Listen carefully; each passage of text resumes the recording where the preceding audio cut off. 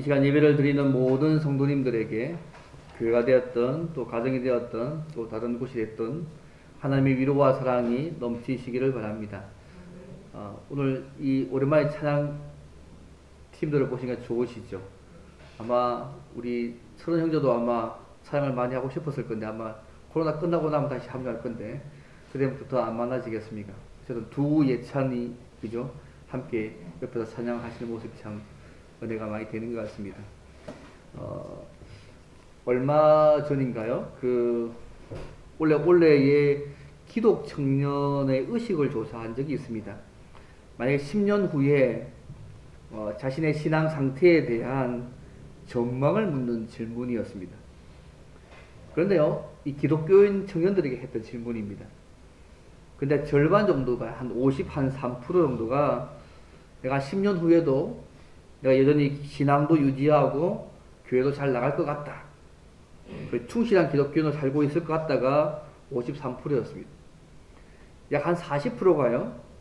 신앙은 유지하지만 교회는 잘 안 나갈 것 같다. 소위 가난한 성도가 될 것 같다는 거가 응답한 사람이 40%였습니다. 기존의 기독 청년들에게 했던 질문입니다. 원래의 질문인데요. 한 4.3% 정도가요. 신앙을 버리고 교회도 안 나갈 것 같다. 소위 탈기독교인이죠. 영국 기독교인 특징과 똑같은 모습인데요. 그리고 나머지 2.6%는 신앙을 버리고 교회는 나갈 것 같다. 소위 문화적 기독교인이죠. 유럽 같은 그런 흐름입니다. 그렇게 응답을 했다고 합니다. 왜 10년 후에 자신의 신앙에 대한 전망의 반응이 이렇게 다양하게 나타나고 있습니다. 충실한 기독교인으로, 아니면 가난한 성도로, 아니면 탈기독교인으로, 아니면 문화적 기독교인으로. 기독 청년에 했던 원래의 질문입니다. 이거 왜 10년 후에 자신의 신앙에 대해서 이렇게 다양한 반응이 나오겠습니까? 100% 전부 다 내가 다 더 충실한 10년 지났으니까 지금보다 더 깊고 성숙하고 하나님을 더 깊이 만나고 믿음이 더 자라는 신앙이 되어 있을 것이라고 얘기했던 친구들이 불과 53%밖에 되지 않습니다. 제 생각에 왜 이렇게 10년 후에 자기 자신에 대한 전망인데 그것도 믿는 청년들에게 이 전망이 왜 이렇게 주어졌을까? 뭐 여러 가지 이유가 있겠지만 저는 이렇게 생각합니다. 삶 속에서 하나님의 말씀을 믿고 인격적으로 하나님을 만났느냐 아니면 만나지 않았냐의 문제에 따라서 달라지는 상황이 아닐까 그렇게 생각해 봤습니다. 우리가 코로나 사태로 인하여서 신앙생활 여러 가지 제약을 받고 있는 상황입니다. 이때에 우리 자신의 신앙 상태를 늘 점검하고 하나님과의 관계가 더 깊어지면 좋겠습니다. 실제로 우리는 이 땅에서 사회생활을 하고 있는데요. 사회생활을 할 때에 다양한 형태의 인간관계를 형성하며 만나고 있습니다. 때로는 그 관계를 통해서 서로 격려받기도 하고 또 격려하기도 하고 또 사랑하는 가운데 힘을 얻기도 하고 유익을 얻을 때도 있습니다. 때로는 어떤 경우에는 그 인간이 정말 싫고 고통스럽고 힘들게 되는 상황이 될 때도 있습니다. 복잡한 인간관계들 속에서 고통과 어려움이 올 수도 있습니다. 특히 악한 자들, 하나님을 무시하고 믿지 않는 악한 자들의 말과 행동은 우리를 더 고통스럽게 하고 답답하게 만들 때가 참 많이 있습니다. 그런데 이런 다양한 어려움과 고통이 우리에게 왔을 때요, 사람마다 반응하는 것이 조금 다른 것 같습니다. 어떤 사람은 이런 어려움과 고통이 있으면 그것에서 불평하고 심지어 하나님까지 원망을 하기도 합니다. 또 어떤 사람은 소위 자신만의 동굴로 들어가서 다른 사람을 만나지 않습니다. 교회도 나가지 않고 인간관계를 멀리 하기도 합니다. 그러나 어떤 사람은 이런 어려움과 고통이 왔을 때에 오히려 더 주님을 찾고 더 열심히 또 교회와 예배 생활을 하며 간절히 기도를 합니다. 여러분들에게 어려움과 고통 또 삶의 여러 관계들 통해서 답답함과 힘듦이 주어졌을 때 여러분은 어떻게 하십니까? 우리가 이런 어려움과 고통과 안타까운 현실들이 있을 때에 어떻게 해야 될지, 특히 다양한 인간관계들 속에서 오는 고통과 어려움들, 그래서 악인을 포함하여서요, 그것을 잘 넘어가고 이길 수 있는 모습들을 오늘 말씀을 통해서 함께 좀 생각해 보기를 원합니다. 우리가 다양한 인간관계들 속에서 오는 고통과 어려움을 어떻게 하면 잘 넘어가고 이길 수 있을까요? 첫 번째는요, 다양한 인간관계로 악인도 포함해서요, 고통과 어려움이 있었을 때 여호와를 바라보며 기도해야 합니다. 뭐 너무 단순한 얘기 같지 않습니까? 여호와를 바라보며 기도해야 합니다. 우리가 성도들이라 할지라도 어렵고 힘든 일로 인해서 내가 답답할 때, 마음에 막 뭐가 걸린 것 같은 그런 심정을 가지고 있을 때에 사람들에게 참 말하기가 어려울 때가 가끔씩 있습니다. 물론 다른 사람들에게 말을 털어놓고 얘기하는 분도 있지만 또 그거 잘 못해서 혼자 끙끙 앓는 분도 꽤 있습니다.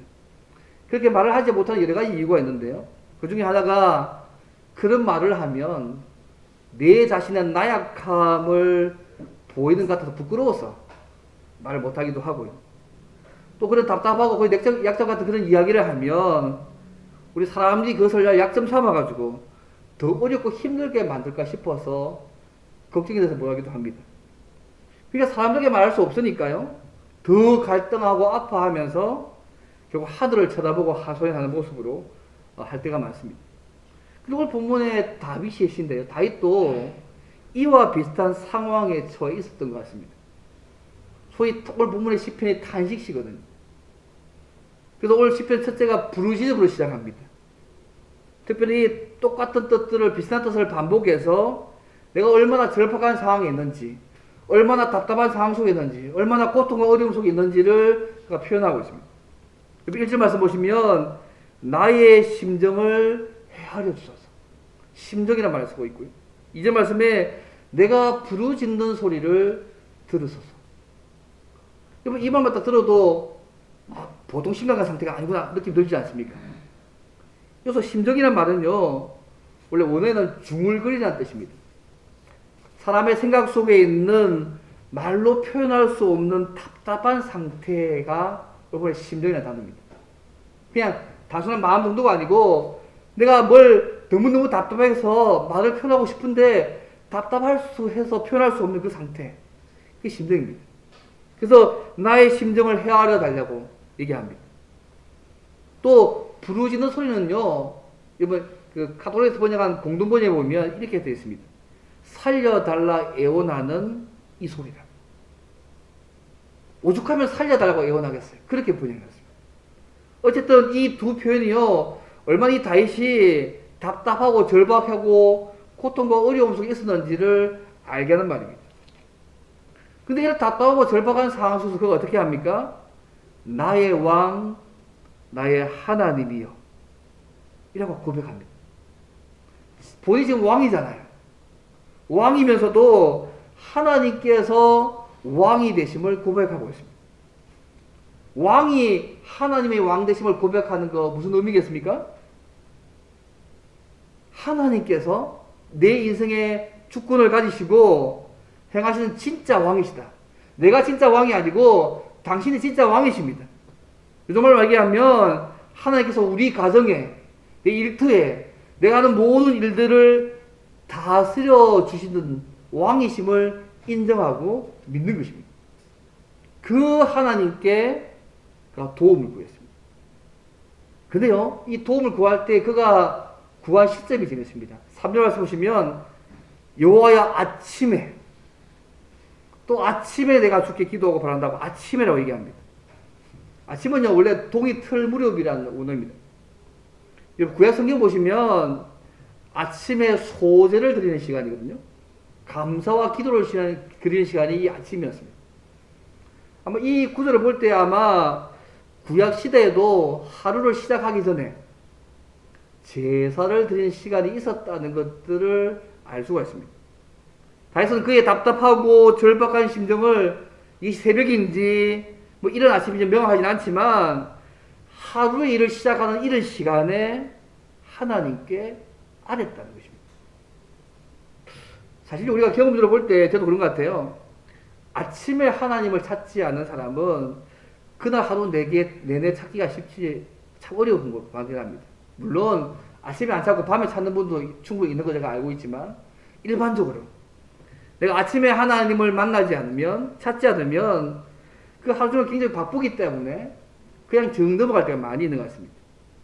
그래서 어느 장소가 되었든 그 집이 되었든 뭐 교회가 되었든 뭐 회사가 되었든 내 직장이 되었든 하루를 시작하는 새벽이나 아침에 하나님께 기도하는 일은 그 의미가 있습니다. 오늘 다해서 고통스럽고 힘든 그 상황 가운데 아침에 하나님 앞에 그가 부르짖고 있습니다. 고통과 답답한 그 상황 속에서 하나님께서 자신의 기도를 들어주시나라 확신이 있었습니다. 그래서 하루를 시작하는 그 아침에 하나님께 기도하고 그 응답하실 것을 바라보고 믿고 바라보면서 믿음으로 지금 하루를 살고 있는 것입니다. 예전에 한번 말씀드린지 모르겠는데요. 그 고은정 씨가 편집한 것 중에서 하루 한 줄 마음 산책이라는 책이 있습니다. 그 책에 보면 재밌는 표현이 있습니다. 자사를 거꾸로 읽으면 뭡니까 여러분? 살자. 역경을 거꾸로 읽으면 뭡니까? 경력이 됩니다. 내 힘들다를 거꾸로 읽으면 다들 힘내가 됩니다. 따라오고 계십니까? 내 힘들다 거꾸로 하면 다들 힘내가 됩니다. 금지를 거꾸로 뒤집으면 어떻게 됩니까? 지금이 됩니다. 악을 의미하는 영어의 이브를 뒤집으면 삶을 의미하는 리브가 됩니다. 소위 하나님은 뒤집기의 명수십니다. 그래서 우리가 깊이를 뒤집으면 높이가 되는 거죠. 아무리 고통과 어려움과 고난이 깊어도 하나님이 함께 하시고 도와주시면 그것은 우리의 삶의 높이가 된다는 것입니다. 재밌는 표현 같아요. 주님과 더 깊은 관계로 갈 수 있는 기회가 고통과 고난과 답답함과 어려움이 될 수 있다는 것입니다. 사랑하는 성도 여러분, 우리에게 다양한 인간관계로 물론 못된 사람을 포함해서 그런 갈등과 아픔들과 고통스러운 일을 만날 때에 낙심하지 마시고 하나님 아버지를 바라보고 기도해야 합니다. 다시 지금 그렇게 하고 있습니다. 우리에게 닥친 고통과 어려움은 우리에게 하나님께 무릎 꿇고 기도하는 하나님의 신호입니다. 그리고 하나님을 더 깊이 누릴 수 있는 통로입니다. 혹시 여러분 하나님께서 기도하라는 신호를 계속 주고 있는데 하나님의 신호를 무시하거나 모른 채 하지 않기를 바랍니다. 과거 어떤 분들은 성경을 많이 읽기도 합니다. 경건서도 많이 읽는데요. 그에 비해서 기도를 잘 하지 않는 분들도 가끔씩 있는 것 같습니다. 이것도 영적으로 굉장히 조심할 부분인 것 같습니다.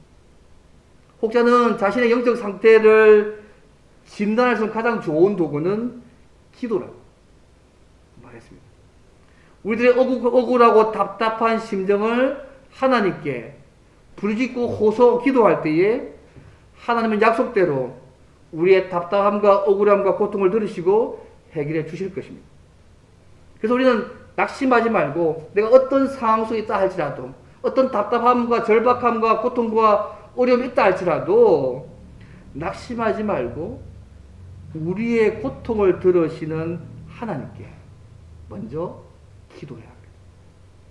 그리고 하나님이 우리의 기도에 대해서 응답하심을 믿고 바라보아야 합니다. 그러면요, 상황이 바뀐 것도 아닌데 먼저 하나님께서 우리의 마음에 세상에 줄 수 없는 평강이라는 자를 먼저 더하실 것이고요. 그리고 하나님의 때에 하나님의 방법으로 우리의 기도를 들으시는 하나님을 우리의 삶 가운데 누리게 될 것입니다. 다시요, 정말 이 답답하고 어려운 상황 속에서 그가 제일 먼저 했던 부분이 뭐냐면 하나님을 바라보고 기도한 것입니다. 이게 출발점입니다. 여호와를 바라보며 기도하는 것이 자기의 모든 고통과 어려움과 절박함과 답답함의 첫 번째 출발점입니다. 여기 계신 분들은 다 그렇게 하시는 거죠. 내 상황 속에 절박함이 있고 답답함이 있고 그 다음 여러 가지 많은 고통과 어려움이 다양한 관계들 속에서 왔을 때에 먼저 하나님께 눈을 돌리고 그분을 바라보며 기도하는 일들을 하고 계시는 거죠. 혹시 이런 상황이 있음에도 불구하고 내가 기도하고 있지 않다면 기도하라는 하나님의 신호를 들으시고 무릎 꿇고 하나님 앞에 하늘을 바라보며 기도하시면 좋겠습니다. 이 첫 번째입니다. 고통과 어려움과 답답함과 절박함과 힘듦이 있을 때 우리가 해야 하는 첫 번째 보는 모습은 상황이 바뀐 것은 아무것도 없습니다. 그러나 먼저 여호와를 바라보며 기도해야 합니다. 그럼 두 번째로요. 그러면 우리가 고통과 어려움이 있었을 때에 기도를 들으시는 하나님을 바라보며 기도할 때 우리가 어떤 믿음의 태도를 가져야 될까? 그게 두 번째입니다. 두 번째는요, 주님을 믿고 하나님을 경외하며 예배하면서 기도해야 합니다. 이번 단계가 있어요, 그죠? 믿고, 하나님의 어떤 분이심을 믿고, 주님을 경외하며 예배하면서, 그 다음 기도해야 한다는 부분들을 좀 기억하면 좋겠습니다. 좀 구체적으로 말씀드리면, 악을 행하는 자를 심판하시는 주님을 믿고, 하나님을 경외하며 예배하면서 구체적으로 기도해야 합니다. 다윗이 고통 가운데 속에서 하나님께 기도할 때에, 그가요, 재미있는 단계를 붙이고 있습니다. 먼저, 하나님이 어떤 성품을 가지고 있는지 하나님에 대해서 먼저 그가 기억하고 믿고 있습니다. 그걸 끝나는 것이 아니고 그 다음 단계가 뭐냐면 이 하나님을 경외하면서 예배하면서 하나님께 구체적으로 기도하고 있다는 부분들을 좀 자세히 보실 필요가 있습니다. 내 고통의 문제를 당했을 때 어떻게 이것을 접근하고 있는지 하나님을 먼저 기억하고 있고요. 그걸 믿고 있고 주님을 경외하면서 예배해드리고 있고 동시에 구체적으로 기도하고 있는 모습들이 본문에 나와 있습니다. 다윗이 이렇게 답답하고 절박한 심정 가운데 속에서요 하나님께 부르실 수 있었던 이유는 뭐냐면 그가 믿는 하나님 때문입니다. 그가 믿는 하나님이 어떤 분일까요? 오늘 본문에 4절부터 6절에 잘 나와 있습니다. 주는 죄악을 기뻐하시는 신이 아닙니다. 고통스러운 다윗은 제일 먼저 기도할 뿐만 아니라 하나님을 생각했습니다. 하나님은 죄악을 기뻐하는 신이 아니시기 때문에 악이 주와 함께 머물지 못합니다. 그리고 오만한 자들이 주의 목전에서 서지 못한다고 5절에서 말씀하고 있습니다. 여러분 그리스 로마 신화 보셨어요? 또 고대 근동의 신들을 보면 그 신들을 보면 증명이 뭐냐면 다 도덕적인 요소들이 다 빠져 있습니다. 신들이 탐욕스럽습니다. 신들이 질투하고요. 신들이 속이고요. 신들이 악을 조장합니다. 그래서 고대 근동의 신들이나 그리스 로마 신화만 딱 보셔도 신들이 우리와 별반 다름없는 생각 안 드십니까? 근데 우리가 섬기는 하나님은 그런 분이 아니십니다. 능력이 무한하실 뿐만 아니라 본질적으로 선하시기 때문에 악과 양립할 수 없는, 양립할 수도 없고 악과 악인이 교제할 수도 없는 분이십니다. 이런 하나님의 성품을 다시 고통 가운데 생각했습니다. 이 하나님의 성품에 근거해서 하나님은 악을 기뻐하지 않기 때문에 악이 주와 함께 머물지 못하고 오만한 자들이 주의 목전에 서서 은혜를 누리지 못한다는 것을 알고 있었습니다. 더 나아가서 적극적으로 하나님께서요 모든 행악자를 미워하시고 거짓말하는 자들을 멸망시키시고 5절 말씀이잖아요. 그 6절 말씀에 피 흘리기를 즐기는 자와 속이는 자들을 싫어하시는 분임을 다윗이 알고 있고 그것을 믿고 있습니다. 이것이 다윗이 가지고 있는 하나님의 성품과 하나님의 통치 방식, 지금 어렵고 고통 가운데 있는 다양한 인간관계, 악인 때문에 주어지는 고통과 어려움과 답답하고 절박한 이 상황 가운데 그가 믿고 있던 하나님에 대한 성품이고요. 하나님의 통치 방식에 대한 그의 신앙이었습니다. 근데 문제는요, 다윗도 그렇고 우리도 그런데요.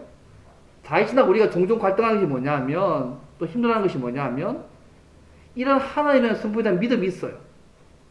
그런데 막상 우리가 사는 현실을 보면 너무 달라요. 아니, 하나님께서 당신의 성품대로 우리 현실도 그렇게 해주면 좋은데, 그렇지 않은 거죠. 우리가 믿는 하나님은 죄악을 기뻐하지 아니하기 때문에 악이 주와 함께 머물지 못해야 하는데, 우리가 악하고 오만하고 거짓말을 하고 피 흘리기를 좋아하고 속이는 자들이 더 잘 되는 것처럼 보일 때가 많다는 것입니다. 이것이 우리를 갈등하게 만듭니다. 많은 기독 청년들이 얘기하더라고요. 처음 사회생활 할 때는 믿음을 가지고서 견고한 믿음을 가지고 직장에 임한답니다. 자기들 말이에요. 근데 시간이 좀 지나다 보니까 승진하는 거하고 월급 인상이요, 믿음대로 되는 것이 아님을 깨닫게 됩니다. 나는 정직하고 성실하게 살아서 소위 저속 승진을 하고 있는데 늘 술수와 계책을 잘 부리는 내 동료는 고속 승진으로 내 상사가 되는 걸 보면서 처음 갔던 신앙이 점점 희석되어 가는 걸 느낀다. 결국 조금 더 타협하는 것이 세상을 지혜롭게 살아가는 지름길임을 현실로 배웁니다. 수많은 사회생활을 하는 가운데 많은 직장인들이 이 길을 걷고 있습니다. 자영업자는 자영업자대로, 선생님은 선생님대로, 학생은 학생대로 다 처음에는 순진한 신앙을 가졌다가 사회생활을 해보면서 패배를 당하는 것이죠. 왜 이런 일이 벌어질까요, 여러분? 믿음과 현실 사이에서 현실을 더 보고 하나님께 대한 믿음이 약해졌기 때문은 혹시 아닐까요? 우리가 고통과 어려운 일들과 답답함이 있을 때 하나님의 성품을 돌아보고 그것을 믿어야 합니다. 다시 하나님의 성품을 묵상해야 됩니다.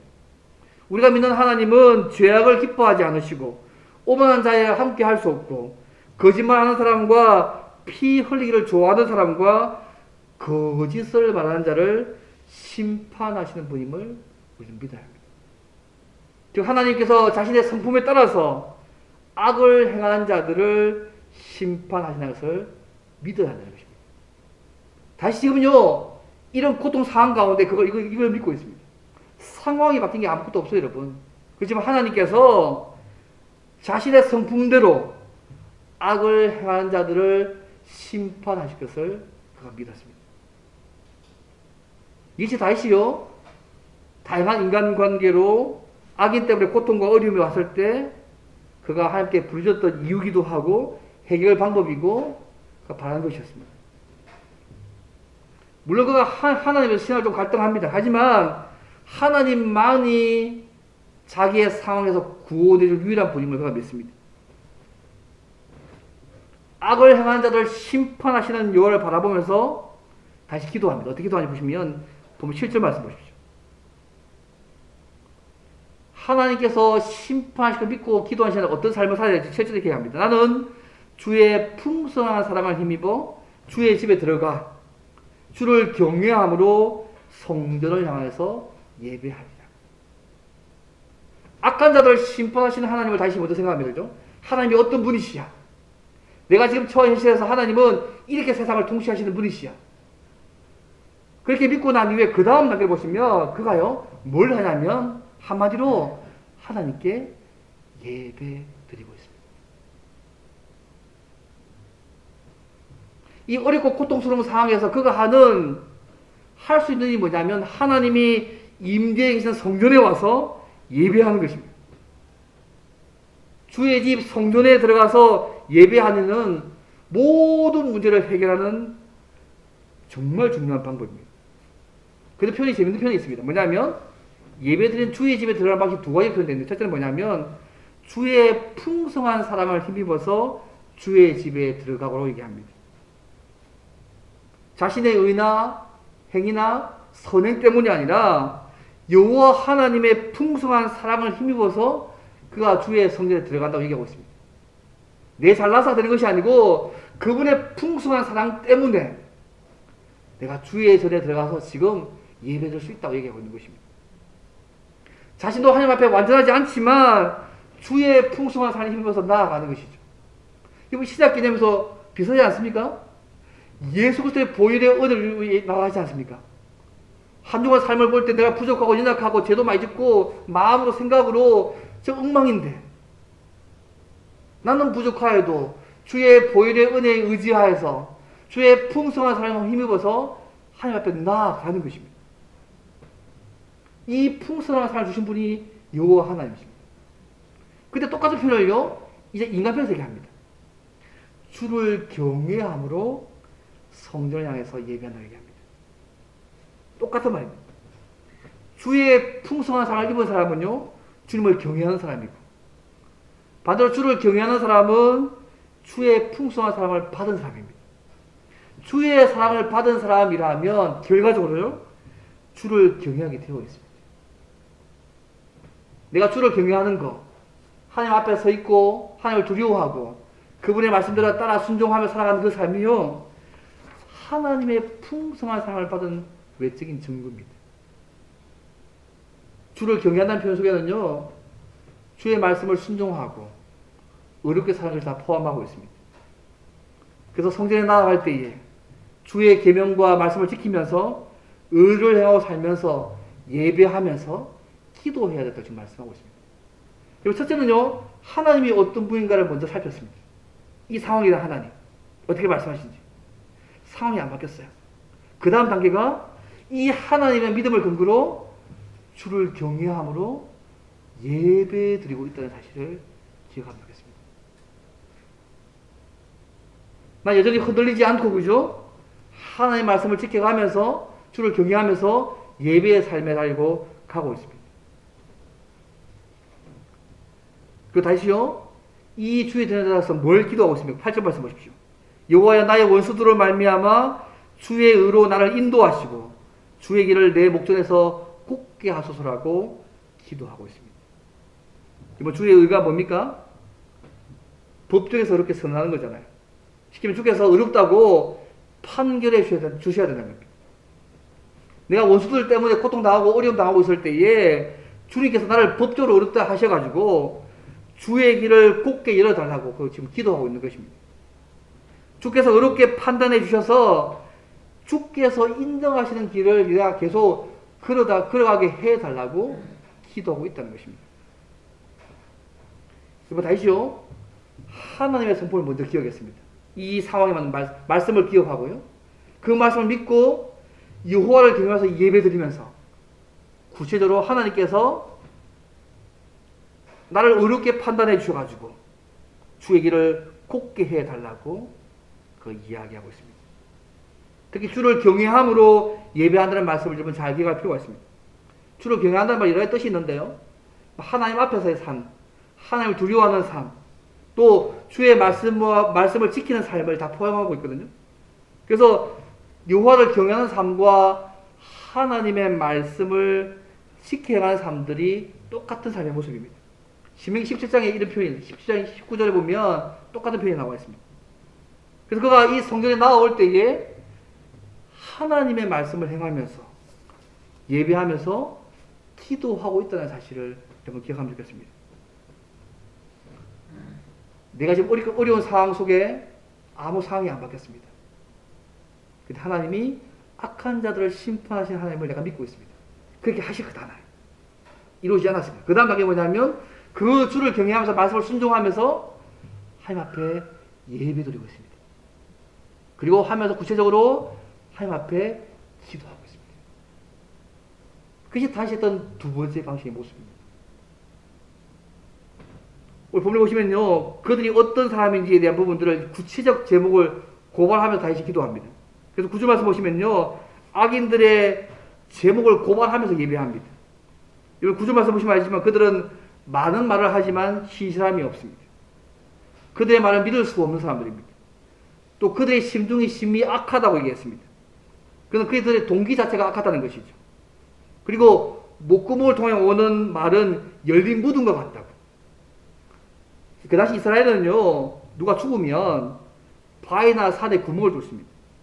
그리고 그 시신을 그 안에 두고 입구를 봉하고 회를 칠합니다. 가난한 사람들은 평토장 무덤을 했거든요. 그래서 겉으로는 회를 칠해서 깨끗하고 아름답게 보입니다. 근데 그 무덤을 확 열어버리면 어떻게 됩니까? 그 안에 썩은 시체가 있는 거잖아요.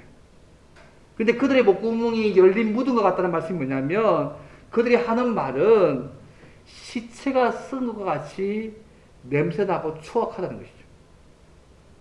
또 혀로는 다른 사람을 비난하면서 아첨하는 그들의 모습을 이야기합니다. 여러분, 인간은요, 타락하고 난 이후에 악한 본성을 가지고 있습니다. 선하지 않습니다, 여러분. 아담과 하와의 타락 이후에 악한 본성을 가지고 있기 때문에 겉으로는 자신의 색깔을 보이지 않는 게 않습니다. 타락한 사람은요, 거짓과 위선을 교묘한 말로 위장하고 은폐하는 일에 능합니다. 그래서 다시 이런 악한 자들의 죄악을 고발하면서 하나님께서 정죄해달라고 기도하고 있는 것입니다. 그 10절 말씀이잖아요. 하나님이여 그들을 정죄하사 자기 꾀에 빠지게 하시고 그 많은 허물로 말미암아 그들을 쫓아내소서. 그들이 주를 배역함이니이다. 정죄하다. 하나님께서 판결하셔서 죄값 받게 해달라는 얘기입니다. 그리고 죄에 벌려서 자기 꾀에 빠지게 하시고 쫓아내달라고. 그들에 향한 악한 일에 대해서 하나님께서 정당한 보응을 받게 해달라고 다시 간구하고 있습니다. 기도할 때 구체적으로 하나님이 어떤 분인지 먼저 믿고요. 주를 경외하면서 예배하고 그리고 구체적으로 기도하고 있는 다윗의 모습을 주께 보실 필요가 있습니다. 사랑하는 성도 여러분, 다양한 인간관계를 위한 어려움과 고통이 우리의 삶에 계십니까? 오히려 하나님의 성품을 알기에 더 힘쓰고 은혜를 구하며 기도하시기를 바랍니다. 많은 사람들이 고통과 어려움이 너무 크기 때문에 말씀도 더 안 봐지고 지킬 수도 없고 예배할 수도 없다고 생각하지 않기를 바랍니다. 오히려 고통과 어려움과 답답함이 있으면 더 하나님을 생각하고 더 하나님을 경외하며 예배드리는 장소로 나아가야죠. 그것이 다시 한 방법이었습니다. 오히려 고통 속에서 하나님을 바라보고 하나님이 주시는 그 사랑으로 예배를 드려야 합니다. 악을 향한 하나님을 심판하시는 주님을 믿고 하나님을 경외하며 말씀을 지키는 삶을 살아가야 합니다.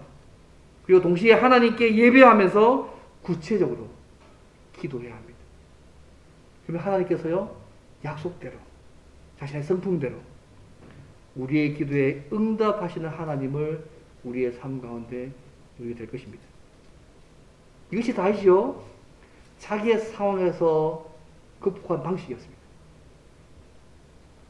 여러분 어려움과 고통이 왔을 때 여러분 어떻게 하십니까? 하나님께서 기억나십니까? 이 상황에 맞는 하나님을 먼저 다윗은 기억했습니다.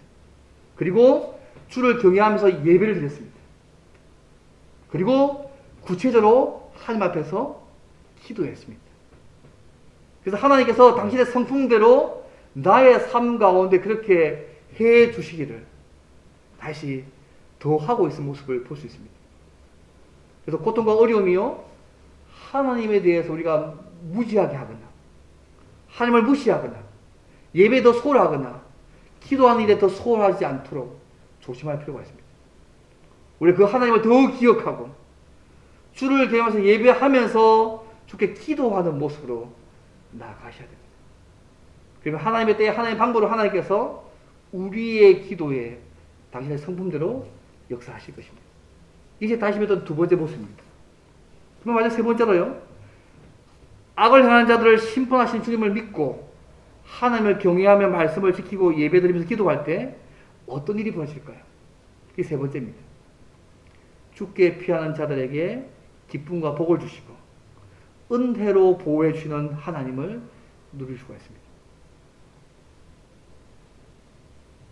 지금 다시 답답하고 절박한 심정을 가지고서 현실적인 문제를 놓고 기도하잖아요. 그럼 하나님께서 어떻게 응답하셨을까요? 이 시를 쓸 당시에는 아무런 응답이 없었습니다. 나중에 뭐 보시면 알겠지만 이후의 삶을 보면 하나님께서 다 해결해 하셨는데요. 지금 이 당시에는 아무것도 없었습니다. 그래서 다시 이 시의 결론을 이렇게 말씀합니다. 자신의 믿음을 이야기하는데요. 그것이 11절과 12절 말씀입니다. 그의 믿음이 뭐냐 하면 주께 피하는 모든 사람은 다 기뻐하며 주의 이름을 사랑하는 자들은 주를 즐거워하고 주는 의인에게 복을 주시고 은혜로 그를 호위하신다. 이것이 다시 믿었던 믿음입니다. 이번 상황이 아무것도 반응이 없습니다. 그렇지만 그는요 하나님께 대한 그의 믿음을 고백하고 있습니다. 주께 피하는 사람, 주의 이름을 사랑하는 자들, 의인이라는 말로 표현하고 있습니다. 쉽게 말씀드리면 똑같은 말인데요. 주의 성품을 믿고 그 말씀을 믿고 순종하는 사람이라는 얘기입니다. 뭐 신약적 표현에 하면 예수님을 통하여서 의롭다 하심을 받고 예수 안에서 말씀을 믿고 순종하는 사람이죠. 그런 사람들에게 하나님께서 어떻게 하신다고요? 그가 믿기를 기뻐하며 즐거워하게 만들고 은혜로 그를 호위하시는 하나님을 그가 고백하고 있습니다.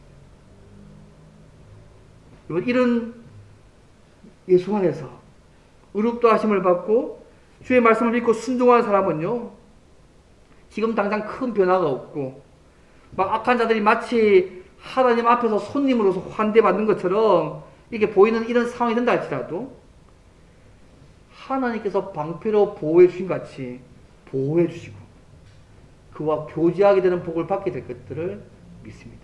왜요? 하나님을 신뢰하기 때문에 그렇습니다. 이것이 다윗이 가진 믿음이었고요. 이 땅을 살고 있는 우리의 믿음이 될 필요가 있습니다.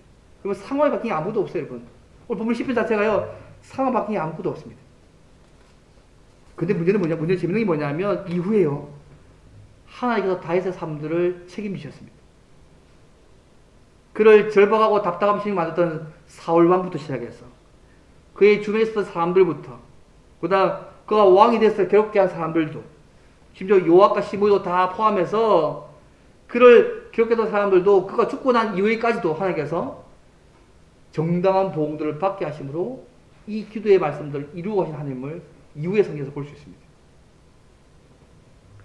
저는요, 예전에 한번 말씀드린 지 모르는데, 독일의 화가인데, 스턴복이라는 사람이 있습니다. 십자가에 달리신 예수님의 모습을 그리고 있었는데, 그래서 돈벌이가 힘드니까 낮에는 초상을 그렸습니다. 그래서 돈을 벌고 저녁에는 이제 자기 작업을 하는 시간에 성화를 그렸거든요. 한 번도 어떤 미망인의 초상을 그려주고 있었는데요. 이 미망인이 이게 어디 가서 포즈를 쫙 취하고 있었을 때에 이 미망인이 우연히 반쯤 그려진 성화를 보게 됐습니다. 그래서 저기 나무에 달려있는 사람은 죄인인 것 같은데 왜 그림을 그리고 계시느냐고 이렇게 이 미망인이 묻습니다. 근데 이 사람이 대답하기를 예수님을 잘 모르시네요. 저것은 나무가 아니라 십자가라는 처형 도구고 저분은 죄인이 아니고 사람들의 죄를 위해서 대신 돌아가신 분이라고 이렇게 설명했습니다. 근데 이 사람의 말을 듣고 이 미망이 하는 말이 재밌습니다. 그런데 당신의 대답을 들어보니까 아마 당신의 죄를 위해서 그분이 돌아가시지는 않는 것 같다. 십자가에 달린 예수를 그리고 있는데 이 미망인의 표현에 눈에 비친 이 그림 볼 때에 아마 이 십자가에 달린 예수님이 당신을 위해서 돌아가신 것 같지는 않다고. 그 그림 속에요, 본인의 고백이 빠져 있었던 거죠. 그 말에 충격을 받고 이 사람이요, 다시 성화에 대해서 관심을 가지기 시작했고, 제가 예수님에서 알고 있었지만, 그 작품의 모델로만 생각했지, 나와 관계 있는 인물을 생각하지 않았는데, 이 말을 듣고 난 이후에 회개하고, 그때부터 선화를 그릴 때요, 단순한 작품이 아니라, 자신의 신앙 고백으로 성화를 그려서 하나님께 드린 인물이 됐다는 얘기죠. 저는 이 스턴버그의 얘기를 듣고 나서요, 제가 몇 번 말씀드린지 모르겠는데요, 우리가 하나님과 성경의 약속과 이에 대한 우리의 모습이 혹시 이 스턴버그의 초기의 모습이 아닌지 하나님에 대해서 듣고 있습니다. 알고 있습니다. 성경의 수많은 약속을 우리가 다 알고 있습니다. 하지만 그것은 나의 삶과는 전혀 관계없는, 나의 고백과는 관계없는, 나의 믿음과는 관계없는 하나님이고 성경의 약속이 되고 있는 것은 아닌지 잘 모르겠습니다. 우리 다윗은요, 지금 상황이 바뀐 게 아무것도 없습니다. 그럼에도 불구하고 그 하나님께 기도했고요. 그가 믿는 하나님을 믿고 여전히 경외하면서 예배드리고 있고요. 그래서 기도하고 있습니다. 결국 하나님을 믿고 의지할 때 하나님께서 절군과 기쁨 주실 것이고 그분께서 보호해 주실 것들을 그가 믿고 있습니다. 말씀을 맺겠습니다. 사랑하는 성도 여러분, 지금 답답하고 절박한 문제를 혹시 가지고 계십니까? 하나님께 오랫동안 기도를 드렸지만 특별한 결과가 없어서 답답함을 느끼고 있는 분이 혹시 계십니까? 과거 믿음의 선배들이 얘기했던 것처럼 주의 성품과 약속을 믿고 계속해서 기도하시기를 바랍니다. 직장이든 교회든 사회 다양한 영역에서 다양한 인간관계를 가지고 살아가고 있을 때에 때로는 악하고 거짓말을 말하고 아보고 아첨하는 일에 목숨을 바친 자들이 교묘하고 이상한 그 말 때문에 때로 우리가 상처받고 고통당하고 있지만 그러나 하나님께서요 분명히 이런 자들을 심판하실 것을 믿고 우리의 삶은 여전히 하나님을 믿고 하나님을 경외하며 예배하면서 그저 기도하는 삶들을 사실 필요가 있습니다. 여러분, 악한 자들이 거짓말과 위선을 행하면서도 마치 거룩하고 선한 자처럼 살아가고 있는 포장이 능한 이 시대에 우리도 어쩔 수 없다고 이야기하면서 동일한 말과 행동을 해서 적극 안 됩니다. 우리는 주의 풍성한 사랑으로 인하여서 주를 경외하며 예배하는 당신의 백성입니다. 시편 31절 24절 말씀처럼 주께 피하는 자들, 여호와를 바라보는 자들은 강하고 담대하라고 말씀합니다. 여호와를 바라는 너희들아 강하고 담대하라. 하나님 말씀에 그렇게 말씀하고 있습니다. 악을 악으로 갚는 것은요, 악에게 지는 것이지 않습니까? 하나님께 피하고 그 안에서 강하고 담대하며 그 안에서 기뻐하고 즐거워할 수 있는 믿음만이 모든 악을 이기는 힘이고 지혜입니다. 사랑하는 성도 여러분, 우리 하나님 우리가 고통당하기를 원치 않으십니다. 우리가 타락한 세상에 살고 있기 때문에 우리가 당할 수밖에 없는 고통에 함께 하시고 함께 아파하시는 분이십니다. 그러면서도 하나님은 때로는 의도적으로 우리에게 고통을 허락하시기도 하십니다.